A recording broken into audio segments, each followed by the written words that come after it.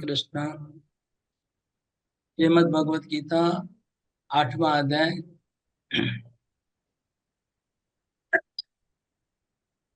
8वां अध्याय आरंभ करें हम लोग। तो इस अध्याय में हम लोग क्या क्या सीखेंगे और किस विषय पे ज्यादा चर्चा हुई है। वैसे 8वां अध्याय में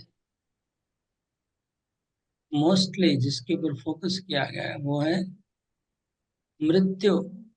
मृत्यु के समय क्या करने से हमारा मृत्यु के समय भगवान को हम प्राप्त कर सकते हैं। इसके ऊपर इस अध्याय में ज्यादा चर्चा हुआ है। श्लोक नंबर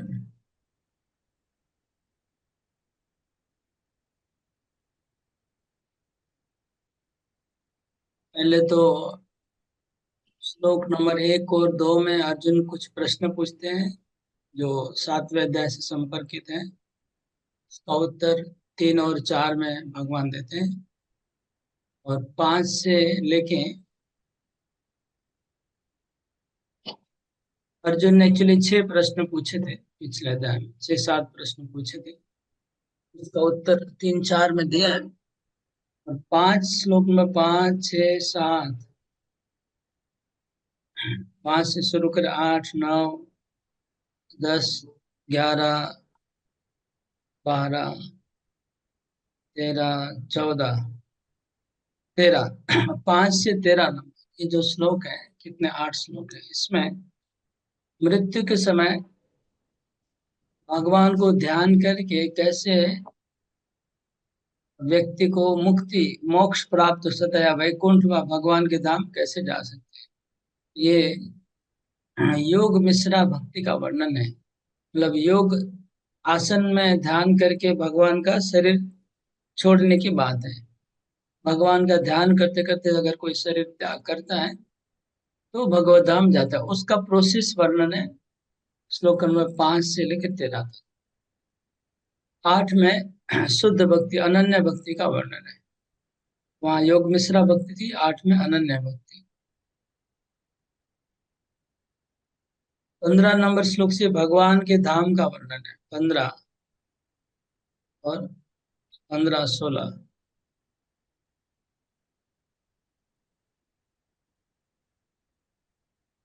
और 17, 18, 19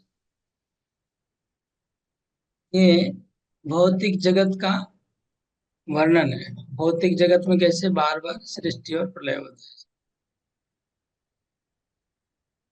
20, 21, 22 ये 3 श्लोक में भौतिक जगत। 16, 17, 18, 17, 18, 19 और 20, 21, 22 भौतिक जगत और आध्यात्मिक जगत का कंपैरिजन किया हुआ है, दोनों को तुलना की है। वहां पर कहा गया कि भौतिक जगत में बार बार जन्म होता है, यहाँ लिखा है कि भगवान अपने धाम का बोल रहे हैं कि वहां कभी जन्म मृत्यु नहीं होता।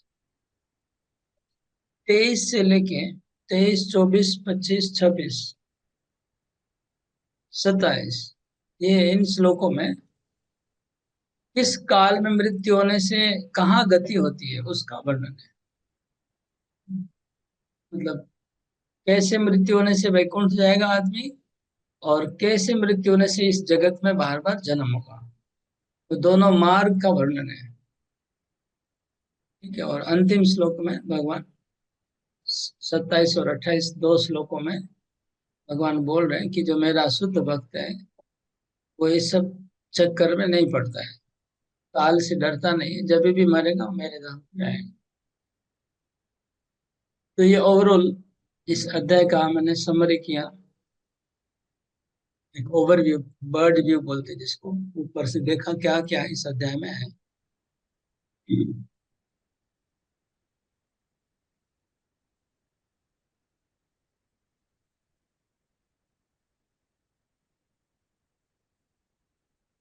मतलब शुरू में अर्जुन के प्रश्नों का उत्तर, फिर 5 से 13 में योग मार्ग के द्वारा कैसे शरीर छोड़ के भगवान के धाम जा सकता है वो। उसके बाद शुद्ध भक्ति 14-15 नंबर श्लोक में, फिर आगे भौतिक जगत और आध्यात्मिक जगत का कंपैरिजन। 3 श्लोकों में भौतिक जगत का वर्णन है, 3 श्लोकों में आध्यात्मिक जगत का वर्णन है। उसके बाद आ, काल का वर्णन है, किस काल में मरने से कहाँ गति होती है। ये वर्णन करते करते भगवान समाप्त करते हैं कि मेरा भक्त कभी इस काल से डरता नहीं।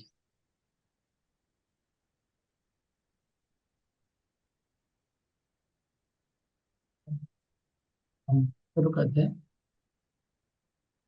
पहला श्लोक नंबर 1। अर्जुन उवाच किं तद् ब्रह्म किम अध्यात्मम् किं कर्म पुरुषोत्तम अधिभूतं च किं प्रोक्तम् अधिदैवं किमुच्यते। 2 श्लोक एक साथ पढ़ने से ठीक रहेगा।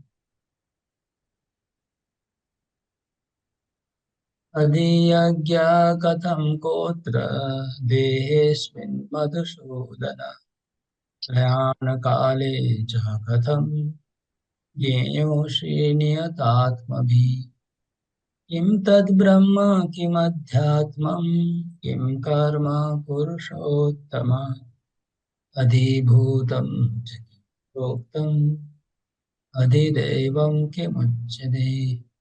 अधियज्ञ कथं कोत्र देहेऽस्मिन् मधुसूदन प्रयाणकाले च कथं ज्ञेयोषि नियतात्मभिः। अनुवाद पर अरिंदम को।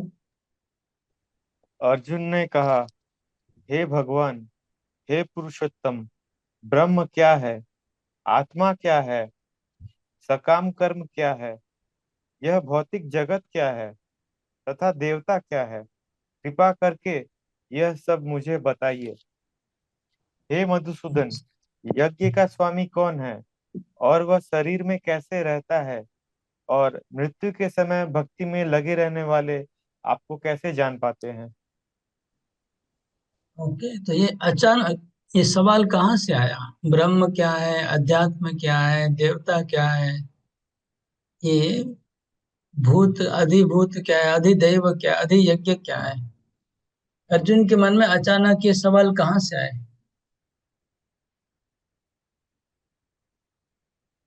कोई बताइए।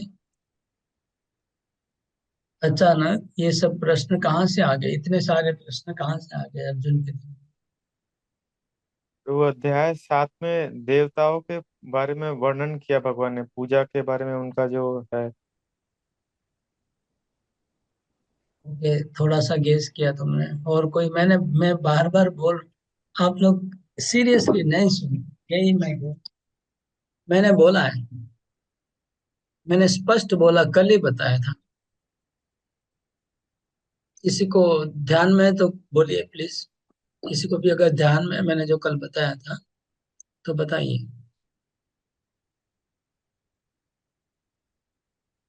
नहीं है किसी को ध्यान में? ओके।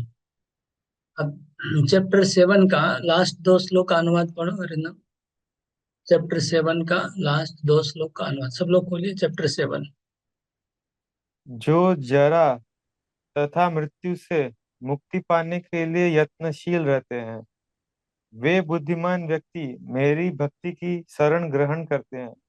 वे वास्तव में ब्रह्म है, क्योंकि वे दिव्य कर्मों के विषय में पूरी तरह से जानते हैं। जो मुझ परमेश्वर को मेरी पूर्ण चेतना में रहकर मुझे जगत का, देवताओं का तथा समस्त यज्ञ विधियों का नियामक जानते हैं, वे अपनी मृत्यु के समय भी मुझ भगवान को जान और समझ सकते हैं। ये बात 7वें अध्याय में। अभी आप लोग थोड़ा श्लोक देखिए, श्लोक। अनुवाद में इतना नहीं समझ में आता है। श्लोक देखिए, 29 नंबर श्लोक का दूसरा लाइन देखिए। 29 नंबर श्लोक का दूसरा लाइन, कहते ब्रह्म, ब्रह्म लिखा है ना, ये ब्रह्म तद्विदु कृत्स्नम अध्यात्मम कर्म। वो ब्रह्म को जानेंगे, अध्यात्म को जानेंगे और कर्म को जानेंगे। अखिलम। 30 नंबर श्लोक देखिए। साधिभूत मतलब अधिभूत, अधिदैवम अधिदेवम, अधियज्ञम। तो ये तीन चीजें, अधिभूत अधिदैव अधियज्ञ, इनको विदु, विदु मतलब जानेंगे। तो 6 चीज को जानेंगे, भगवान ने कहा। क्या, कौन सा 6 चीज? हाँ, 29 नंबर श्लोक में ब्रह्म, अध्यात्म और कर्म। और 30 नंबर श्लोक में लिखा है अधिभूत अधिदैव अधियज्ञ। ये 6 वस्तु को जान लेंगे। और 7 नंबर है, एक 30 नंबर श्लोक का नीचे का लाइन पढ़ो। क्या करते हैं। श्रीमद् हम्म। भागवत में कहा गया है कि परम सत्य ब्रह्म, परमात्मा तथा भगवान के नाम से जाना जाता है। साथ ही जीवात्मा या जीव को ब्रह्म भी कहते हैं। अर्जुन आत्मा के विषय में भी पूछता है, जिससे शरीर, आत्मा तथा मन का बोध होता है। वैदिक कोश निरुक्त के अनुसार आत्मा का अर्थ मन, आत्मा, शरीर तथा इंद्रिया भी होता है। अर्जुन ने परमेश्वर को पुरुषोत्तम या परम पुरुष कहकर संबोधित किया है। इसका अर्थ यह होता है कि वह ये सारे प्रश्न अपने एक मित्र से नहीं, अपितु परम पुरुष से, उन्हें परम प्रमाण मानकर पूछ रहा था, जो निश्चित उत्तर दे सकते थे। अर्जुन ने कुछ प्रश्न पूछा है, ब्रह्म क्या है, कर्म क्या है, अध्यात्म क्या है और अध्यात्म क्या है। ये आत्मा का अलग अलग अर्थ होता है। हाँ? कभी आत्मा मतलब मन भी हो सकता है, आत्मा मतलब शरीर भी हो सकता है, आत्मा मतलब इंद्रिया भी हो सकता है। नेक्स्ट श्लोक का अनुवाद और तात्पर्य पढ़ो।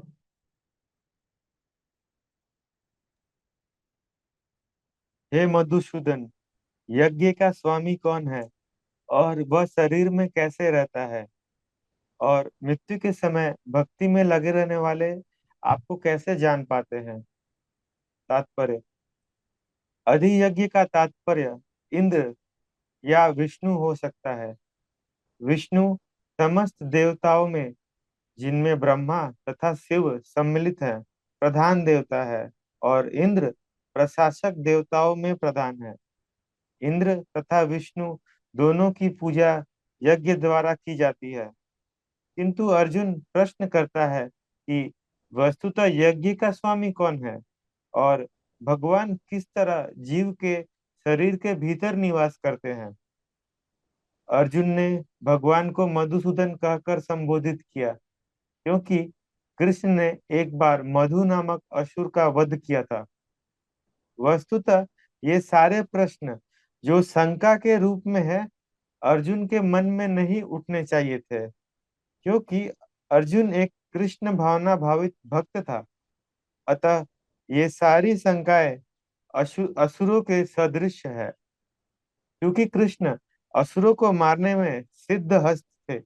अतः अर्जुन उन्हें मधुसूदन कहकर संबोधित करता है, जिससे कृष्ण उसके मन में उठने वाली समस्त आसुरी शंकाओं को नष्ट कर दे।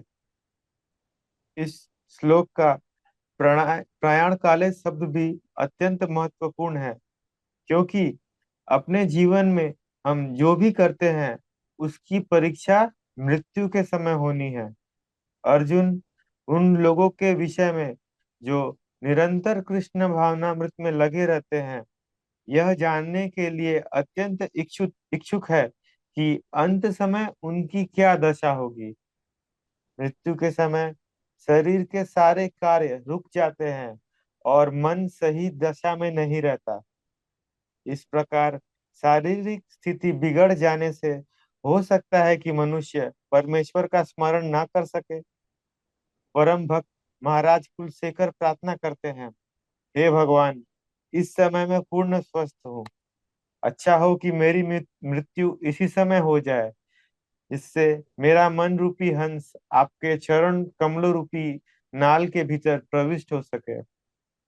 यह रूपक इसलिए प्रयुक्त किया गया है, क्योंकि हंस जो एक जल पक्षी है, वह कमल के पुष्पों को उतरने में आनंद का अनुभव करता है, इस तरह वह कमल पुष्प के भीतर प्रवेश करना चाहता है।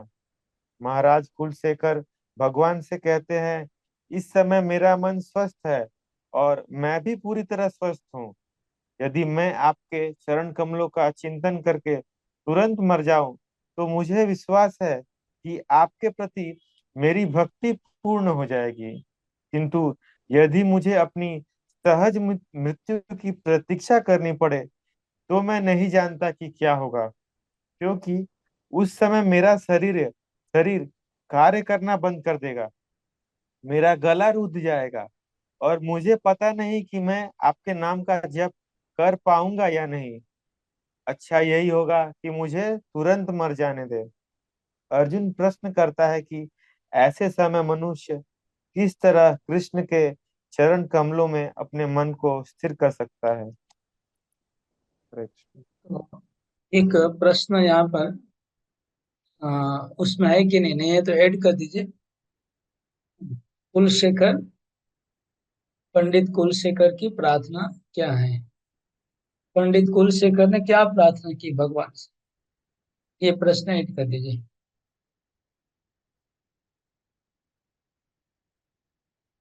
महाराज कुलशेखर, पंडित नहीं, महाराज कुलशेखर ने क्या प्रार्थना की, भगवान से क्या प्रार्थना की? ये प्रश्न लिख लीजिए।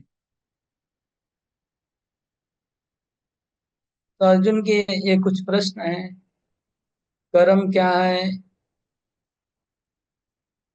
अध्यात्म किसको कहते हैं?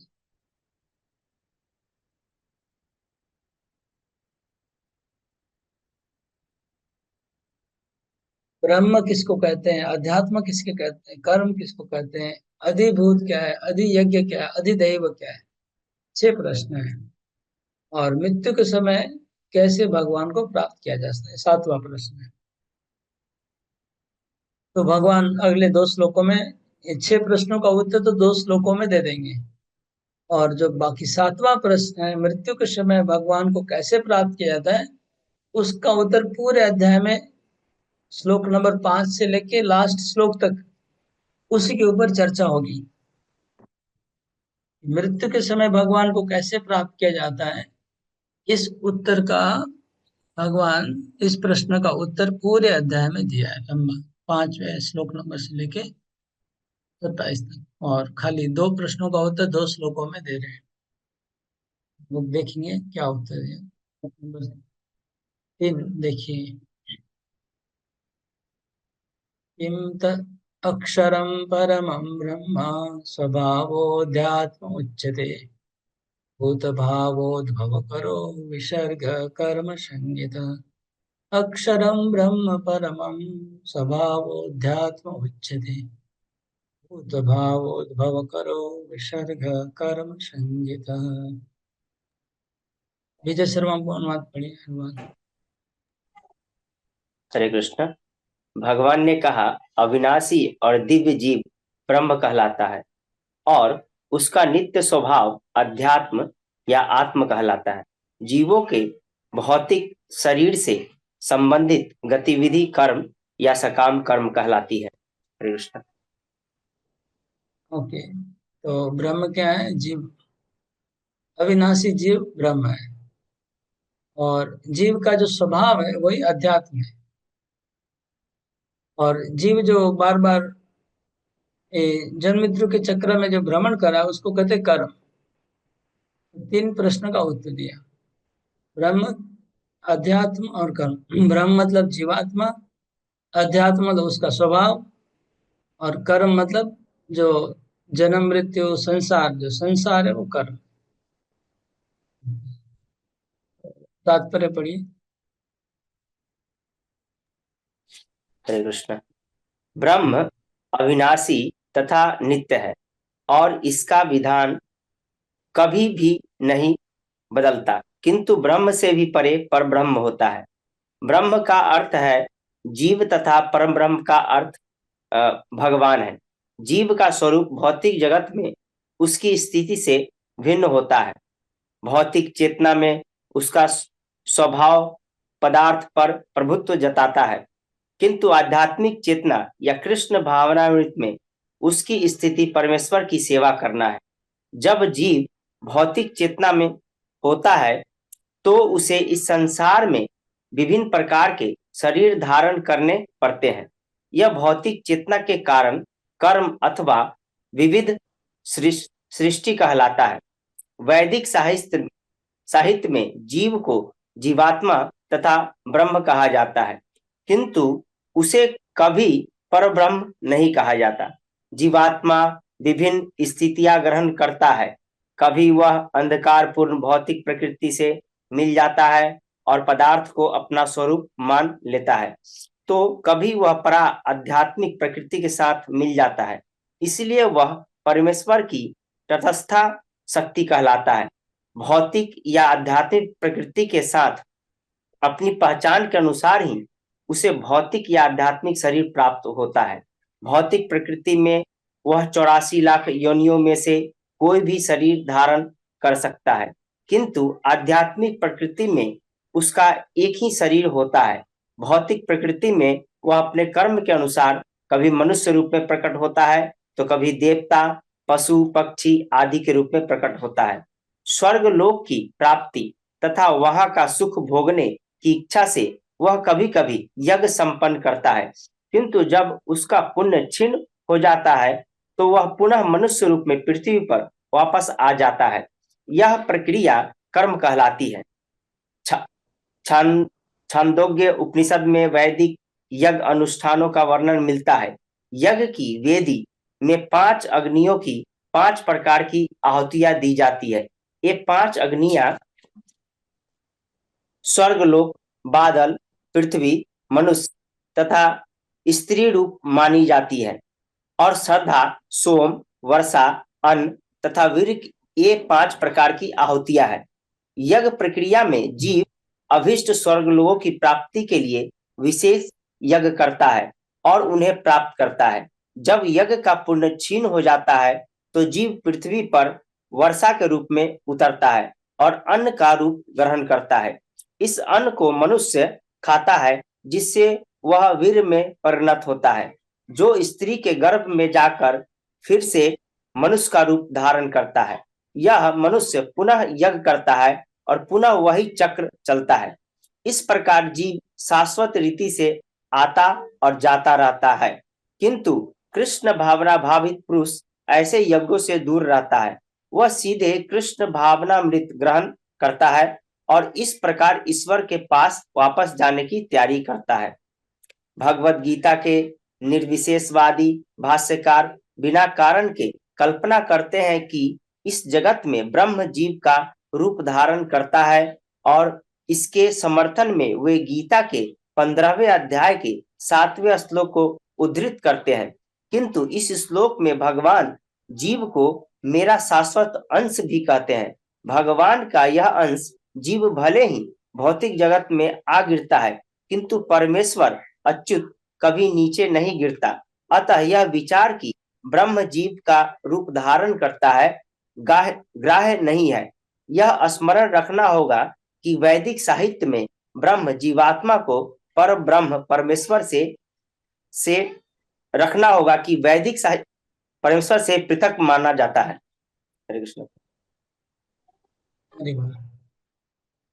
यहाँ पर जीवात्मा को ये जो 3 वस्तु है, अध्यात्मा, कर्म और ब्रह्म, इसको हम समझने के लिए आपको ये डायग्राम बना के दिखाता हूँ।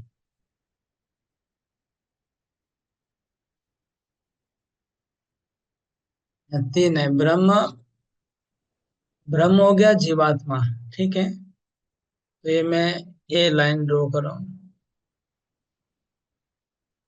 ये तटस्था है। तटस्थ मतलब तट मतलब किनारा है ना, जैसे नदी का किनारा होता है उसको तट बोलते हैं।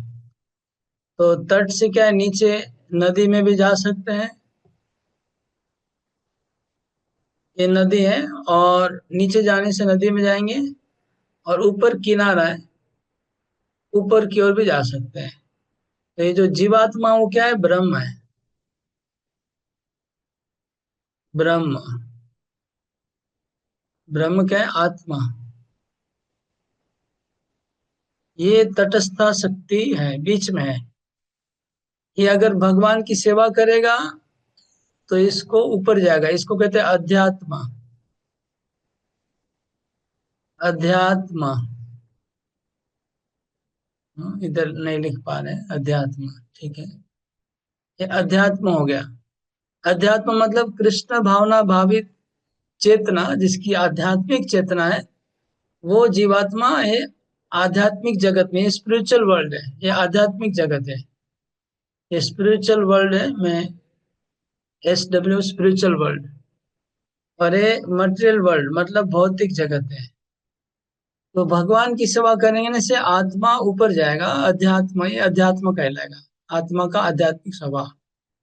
और अगर वो सेवा नहीं करता है भगवान का, भोग करता है, तो नीचे है। तो यहाँ कर्म का चक्र होगा, कर्म, यहाँ कर्म का चक्र होगा। वो कभी स्वर्ग, यज्ञ करके स्वर्ग में जाएगा, फिर स्वर्ग से फिर ये पुण्य खत्म होगा, फिर पृथ्वी पे आएगा, फिर ऐसे 84 लाख योनि में भ्रमण करता रहेगा। ये हो गया कर्म। तो इधर कर्म है, इधर अध्यात्म है, और ये ब्रह्म, आत्मा ब्रह्म है, ठीक है। ये तीन वस्तु यहाँ बताई गई इस श्लोक में।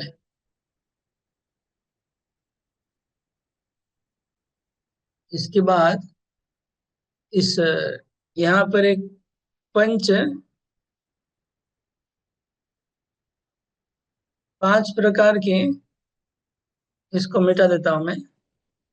5 प्रकार के आहुति का और यज्ञ का वर्णन है, ठीक है। पहली आहुति यज्ञ में, यज्ञ में श्रद्धा पूर्वक आहुति करते हैं, ये यज्ञ है, यज्ञ कुंड है। इसमें आग है, इसमें श्रद्धा पूर्वक आहुति होती है। आत्मा जब स्वर्ग में, स्वर्ग में जाता है आत्मा, स्वर्ग में, तो उसकी आहुति स्वर्ग में हुई। स्वर्ग से जब खत्म होगा तो बादलों पे आत्मा गिरता है, बादलों पे, बादलों के ऊपर, बादल का, बादल में आत्मा गिरता है।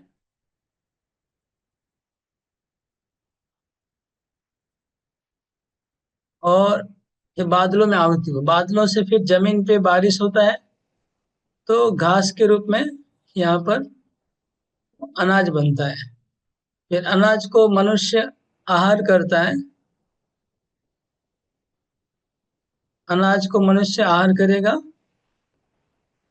फिर वो मनुष्य से एक स्त्री के गर्भ में फिर से वो पुनः दोबारा वो जन्म लेता है।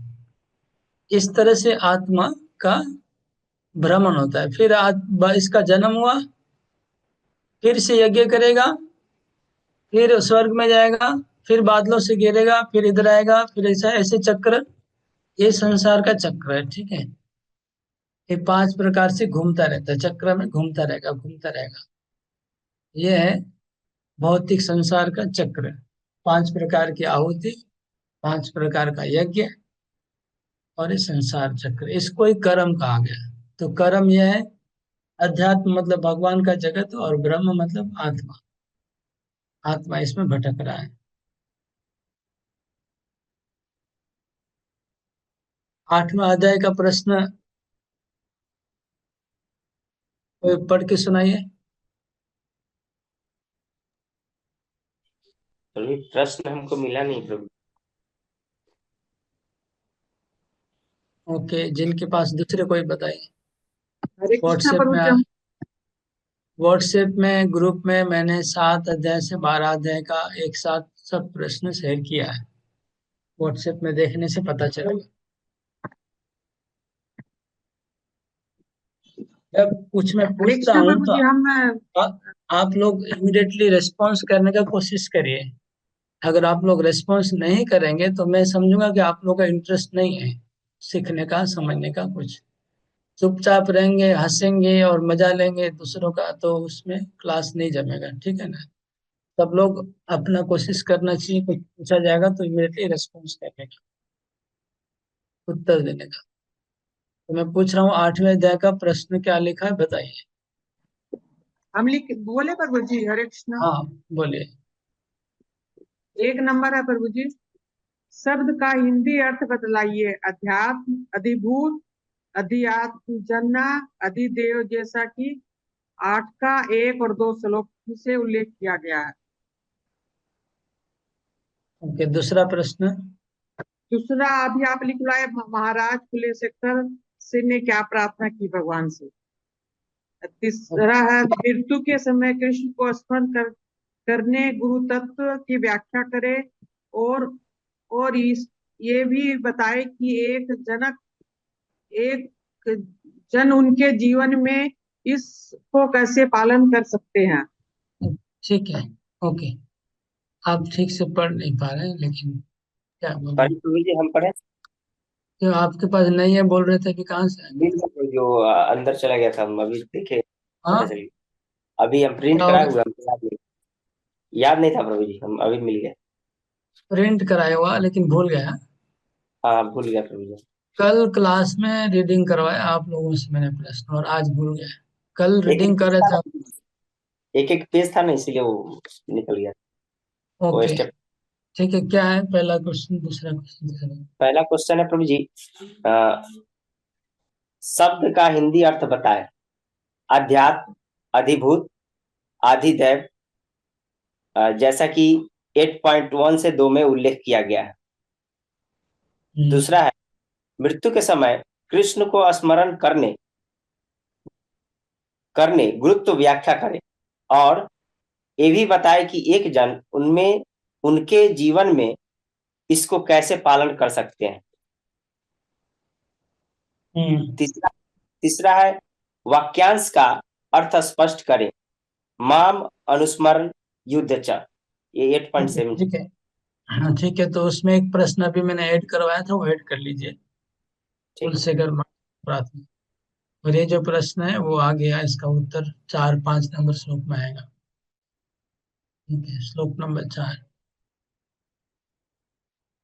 अधिभूतं क्षरो भावो पुरुषश्चाधिदैवतम् अधियज्ञोऽहमेवात्र देहे देह भृतांबर। अनुवाद है, और कोई पढ़िए। कौन है? कविता केडिया माते पढ़िए अनुवाद। नहीं पढ़ पा रहे हैं। हरे हरे कृष्णा प्रभु जी, दंडवत प्रणाम। हे देवधारियों में श्रेष्ठ, निरंतर प्रयत्नशील यह भौतिक प्रकृति अधिभूत भौतिक अभिव्यक्ति कहलाती है। भगवान का विराट रूप, जिसमें सूर्य तथा चंद्र जैसे समस्त देव सम्मिलित है, अधिदेव कहलाता है। तथा प्रत्येक देवधारी के हृदय में परमात्मा रूप स्थित में परमेश्वर अधियज्ञ यज्ञ का स्वामी कहलाता हूँ। हरे कृष्ण। तो अधिभूत मतलब पंच महाभूत को अधिभूत कहा गया है। ठीक है, पृथ्वी जल अग्नि वायु आकाश, ये सब अधिभूत है। इसका अधिभूत है। और अधि अधिभूतम और पुरुषश्च अधिदैवतम। अधिदेवता, अधिदेवता कौन है? विराट रूप सूर्य चंद्र सब ये अधिदैव है। और अधियज्ञ क्या है? अधियज्ञ सबके हृदय में विराजमान परमात्मा अधियज्ञ। अधि का मतलब होता है अधिकारी, उसका अध्यक्ष। हम्म अध्यक्ष को बोलते हैं। तो भूत के अध्यक्ष है। हाँ, भूतों के अधिदैवतम, उनके भूतों के देवता, पंचभूत के देवता कौन है? अधियज्ञ, यज्ञ के अधिष्ठाता देवता कौन है? अभी तात्पर्य पढ़िए माता जी। हरे कृष्ण प्रभु। यह भौतिक प्रकृति निरंतर परिवर्तित होती रहती है। सामान्यतः भौतिक शरीरों को 6 अवस्थाओं से निकालना होता है। ये वे उत्पन्न होते हैं, बढ़ते हैं, कुछ काल तक रहते हैं, कुछ गौण पदार्थ उत्पन्न करते हैं, क्षीण होते हैं और अंत में विलुप्त हो जाते हैं। यह भौतिक प्रकृति अधिभूत कहलाती है। यह किसी निश्चित समय में उत्पन्न की जाती है और किसी निश्चित समय में विनष्ट कर दी जाती है। परमेश्वर के विराट स्वरूप की धारणा, जिसमें सारे देवता तथा अनेक लोग सम्मिलित हैं, अधिदेव कहलाती है। प्रत्येक शरीर में आत्मा सहित परमात्मा का वास होता है, जो भगवान कृष्ण का अंश स्वरूप है। यह परमात्मा अधियज्ञ कहलाता है और हृदय में स्थित होता है। इस श्लोक में प्रसंग में एक शब्द अत्यंत महत्वपूर्ण है, क्योंकि इसके द्वारा भगवान बल देकर कहते हैं कि परमात्मा उनसे भिन्न नहीं है। यह परमात्मा प्रत्येक आत्मा के पास असीम है और आत्मा के कार्यकलापों का साक्षी है तथा आत्मा की विभिन्न चेतनाओं का उद्गम है। यह परमात्मा प्रत्येक आत्मा को मुक्त भाव से कार्य करने की छूट देता है और उसके कार्य पर निगरानी रखता है। परमेश्वर के इन विविध स्वरूपों के सारे कार्य उस कृष्ण भावना भावित भक्त को स्वतः स्पष्ट हो जाते हैं, जो भगवान की दिव्य सेवा में लगा रहता है। अधिदेवत नामक भगवान के विराट स्वरूप का चिंतन उन नव दीक्षितों के लिए है जो भगवान के परमात्मा स्वरूप तक नहीं पहुंच पाते। अतः उन्हें परामर्श दिया जाता है कि वे उस विराट पुरुष का चिंतन करें जिसके 5 अधोलोक हैं, जिसके नेत्र सूर्य तथा चंद्र और जिसका सिर उच्च लोक है। हरे कृष्ण। ओके।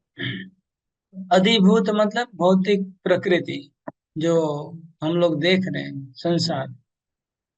और अधिदैवता, अधिदैवत है विराट रूप। विराट रूप अधिदैवता है। विराट रूप मतलब ये जो पृथ्वी, सूर्य, चंद्र, अग्नि सब मिला के जो स्वरूप है भगवान का, विराट यूनिवर्स, ब्रह्मांड, यही एक भगवान का स्वरूप है, तो इसको विराट रूप कहते हैं। ये अधिदैवता हो गया। और अधियज्ञ क्या है? सब जीवों के हृदय में परमात्मा रूप में जो विराज करते हैं वो अधिदैवत, अधियज्ञ है। अभी ये अर्जुन के 6 प्रश्नों का उत्तर भगवान ने दे दिया। अभी 7वां प्रश्न है कि मरने के समय भगवान को कैसे याद किया जाए। उसका उत्तर 5 नंबर श्लोक में भगवान दे रहे हैं। अंतकाले च मामेव स्मरन् मुक्त्वा कलेवरम् यः प्रयाति समद्भावं याति नास्त्यत्र संशयः। ये पढ़िए विनीता माता जी।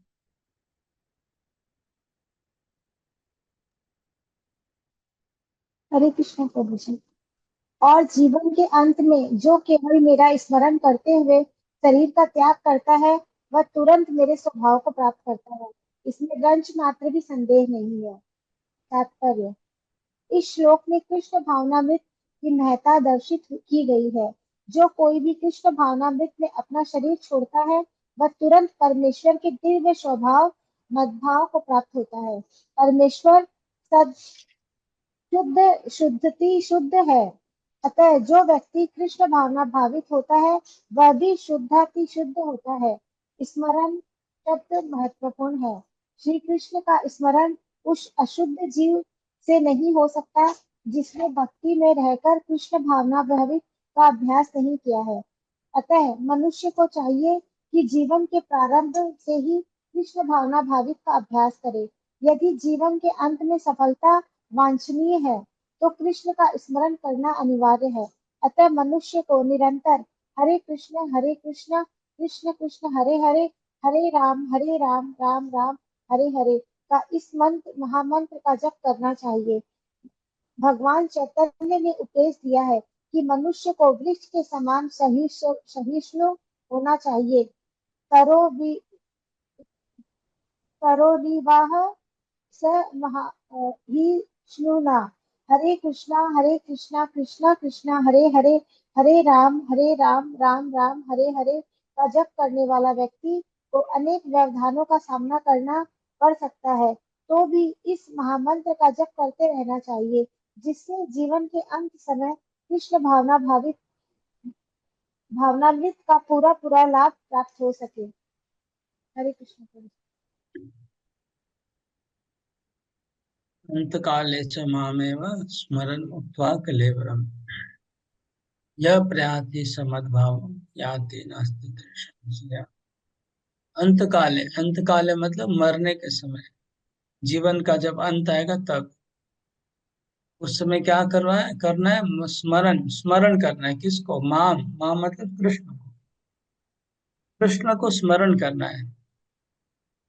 माम, हाँ, कलेवरम, कलेवरम मतलब, कलेवरम मतलब शरीर, मुक्त मतलब छोड़ने के समय, शरीर छोड़ते छोड़ते, शरीर छोड़ते छोड़ते मेरे को स्मरण करना। भगवान बोले कृष्ण को स्मरण करना। यह प्रयाति, जो व्यक्ति ऐसा कर सकता है, वो मद भावम याति, मेरे भाव को प्राप्त होगा। न अस्ति अत्र संशय, इसमें कोई संशय नहीं है, इसमें कोई संशय नहीं है कि ऐसा वो कर पाएगा, कोई डाउट नहीं है, जरूर। जो व्यक्ति मरने के समय भगवान को स्मरण करते हुए शरीर छोड़ेगा, भगवान बोले मेरे धाम को प्राप्त होगा। तो कैसे स्मरण करेंगे? तो उसका प्रभुपाद जी ने बताया कि हरे कृष्ण महामंत्र का जप और कीर्तन के द्वारा भगवान को स्मरण किया जा सकता है। यम यम वापि स्मरन् भावं त्यज्यत्यन्ते कलेवरम् तं तमेवेति कौन्तेय सदा तद्भाव भावित। अनुवाद और कोई पढ़ेंगे? राजू को ऊपर से पढ़िए अनुवाद। हरे कृष्ण। हे कुंती पुत्र, शरीर त्यागते समय मनुष्य जिस जिस भाव का स्मरण करता है, वह उस भाव को निश्चित रूप से प्राप्त होता है। तात्पर्य, यहाँ पर मृत्यु के समय अपना स्वभाव बदलने की विधि का वर्णन है। जो व्यक्ति अंत समय कृष्ण का चिंतन करते हुए शरीर त्याग करता है, उसे परमेश्वर का दिव्य स्वभाव प्राप्त होता है। किंतु यह सत्य नहीं है कि यदि कोई मृत्यु के समय कृष्ण के अतिरिक्त और कुछ सोचता है तो उसे भी दिव्य अवस्था प्राप्त होती है। हमें इस बात पर ध्यान देना चाहिए। तो फिर कोई मन की सही अवस्था में किस प्रकार मरे? महापुरुष होते हुए भी महाराज भरत ने मृत्यु के समय एक हिरण का चिंतन किया, अतः अगले जीवन में हिरण के शरीर में उनका देहांतरण हुआ। यद्यपि हिरण के रूप में उन्हें अपने विगत कर्मों की स्मृति थी, किंतु उन्हें पशु शरीर धारण करना ही पड़ा। निसंदेह मनुष्य के जीवन भर के विचार संचित होकर मृत्यु के समय उसके विचारों को प्रभावित करते हैं, अतः इस जीवन से उसका अगला जीवन बनता है। अगर कोई इस जीवन में सतोगुणी होता है और निरंतर कृष्ण का चिंतन करता है, तो संभावना यही है कि मृत्यु के समय उसे कृष्ण का स्मरण बना रहे। इससे उसे कृष्ण के दिव्य स्वभाव को प्राप्त करने में सहायता मिलेगी। यदि कोई दिव्य रूप से कृष्ण की सेवा में लीन रहता है और उसका अगला शरीर दिव्य आध्यात्मिक ही होगा, भौतिक नहीं। अतः जीवन के अंत समय अपने स्वभाव को सफलता पूर्वक बदलने के लिए हरे कृष्ण कृष्ण कृष्ण हरे हरे, हरे राम राम राम हरे हरे का जप करना सर्वश्रेष्ठ विधि है। ये 2 श्लोकों में प्रभुपाद जी ने 3 बार हरे कृष्ण महामंत्र लिखा है ना।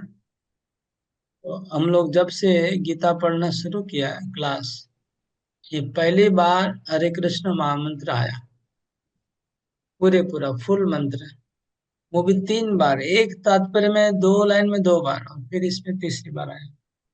यहाँ पर मरने के समय जो हम चिंता करेंगे वैसा ही शरीर प्राप्त होगा।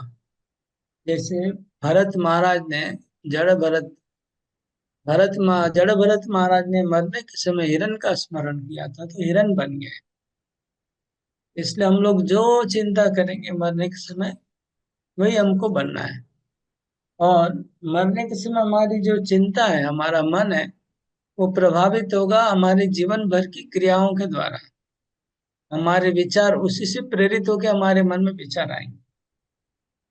जो हम दिन भर कार्य करते हैं, जीवन भर कार्य करते हैं, वही हमारी चेतना को प्रभावित करते हैं, वैसे ही विचार आएंगे, उसको हम नहीं टाल सकते। तो इसलिए आ, अगले श्लोक में भगवान कहते हैं, इसलिए हमें अभी से अभ्यास शुरू कर देना चाहिए भगवान को स्मरण करने में। वेट नहीं करना चाहिए कि मरने के समय हम भगवान का स्मरण कर लेंगे ये संभव नहीं होगा। इसलिए प्रारंभ से ही जीवन के आरंभ करना चाहिए। ये बात अगले श्लोक में बताएंगे। हाँ। तस्मात् सर्वेषु कालेषु मामनुस्मर युध्य च मय्यर्पितमनो बुद्धिर्मामे वेशस्य संशय। तस्मात् सर्वेषु कालेषु मामनुस्मर युध्य च मय्यर्पितमनो बुद्धिर्मामे वेशस्य संशय। रीडिंग करिए। उदय सिंह प्रभु पढ़िए। अनुवाद होता है। तो हे अर्जुन, तुम्हें सदैव कृष्ण रूप में मेरा चिंतन करना चाहिए और साथ ही युद्ध करने के कर्तव्य को भी पूरा करना चाहिए।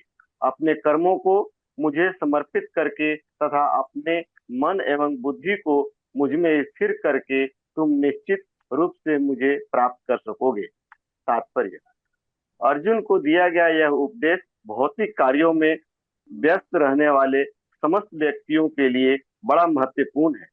भगवान यह नहीं कहते कि कोई अपने कर्तव्यों को त्याग दे। मनुष्य उन्हें करते हुए साथ साथ हरे कृष्ण का जप करके कृष्ण का चिंतन कर सकता है। इससे मनुष्य भौतिक कल्पना से मुक्त हो जाएगा और अपने मन तथा बुद्धि को कृष्ण में प्रवृत्त करेगा। कृष्ण का नाम जप करने से मनुष्य परम धाम कृष्ण लोक को प्राप्त होगा, इसमें कोई संदेह नहीं है। हरे कृष्ण। तो प्रभुपाद जी कहते हैं कि अर्जुन को भगवान ने ये नहीं कहा कि तुम अपने कर्तव्य को त्याग, अपने कर्मों को त्यागने को नहीं कहा, लेकिन कर्म करते हुए साथ साथ में हरे कृष्ण का जप और कृष्ण का चिंतन ये करते रहो। ये भगवान अर्जुन को बोल रहे हैं कि इसलिए तुमको जीवन के आरंभ से ही, अभी से ही, तस्मात् सर्वेषु कालेषु, इस श्लोक में कृष्ण बोल रहे हैं 7 नंबर श्लोक में, यहाँ पर तस्मात् सर्वेषु कालेषु, इसलिए सदैव सदैव कृष्ण रूप में मेरा चिंतन करो। माम अनुस्मर युद्ध च, माम अनुस्मर मतलब मेरा स्मरण करो और साथ में युद्ध भी करो। युद्ध च मतलब युद्ध भी करो, अपना कर्तव्य भी पालन करो और मेरा स्मरण। मयि अर्पित मनोबुद्धि माँ में वैशिष्य असंशया। अगर तुम्हारा बुद्धि और मन मयि अर्पित, अगर मेरे में अर्पित किया हुआ रहेगा मन और बुद्धि, तो तुम मेरे में निवास कर रहे हो। अगर आदमी का बुद्धि और मन जहाँ रहता है आदमी वहां ही रहता है, भले शरीर कहाँ भी पड़ा हो, लेकिन अगर मन बुद्धि जहाँ है हम वहां पर ही हैं। तो कृष्ण बोले कि तुम्हारा मन और बुद्धि अगर मेरे में नियोजित रहेगा तो तुम मेरे में बसवास करोगे, मेरे से अलग नहीं रहोगे। इस तरह से मतलब पहले कहा कि मरने के समय भगवान का ध्यान करना चाहिए तो मेरे को प्राप्ति होगी। फिर कहा कि जैसे जैसे विचार करेंगे हम लोग जीवन भर वैसे ही हमारा गति होगा। इसलिए तस्मात् सर्वेषु कालेषु, इसलिए हमें 24 घंटा ही अभ्यास करना चाहिए कृष्ण को याद रखने का, स्मरण करने का, तभी मरने के समय उनको याद कर पाएंगे। उदाहरण जड़ भरत का दिया, और 3 बार हरे कृष्ण महामंत्र प्रभुपाद जी ने, 4 बार इस श्लोक के अध्यात्म में फिर से लिखा हरे कृष्ण महामंत्र के बारे में। हरे कृष्ण का निरंतर जप करना ही एकमात्र उपाय है। हरे कृष्ण। और क्या क्या प्रश्न है? और क्या प्रश्न है? हरे कृष्ण प्रभु जी, इसमें तो ये वाक्य का अर्थ स्पष्ट करें, मां मनुस्मरण युद्ध च, और अगला है आत्म का 8.8 के संदर्भ में कैटरपिलर की उपमा को समझाए, और आगे है योग बलेना शब्द की व्याख्या कीजिए 8.10 तक। वो बाद में 8 नंबर श्लोक भी नहीं हुआ अभी, है ना? 8 नंबर 7 नहीं। तक। हाँ, कैटरपिलर का कौन सा 8 नंबर है? हाँ, 8 8 हाँ, 8 है। हम लोग को 7 अध्याय तक है। हाँ, 7वां श्लोक तक नहीं प्रश्न अभी हम रखेंगे। हरे कृष्ण। तो यहाँ एंड करेंगे। प्रभु अटेंडेंस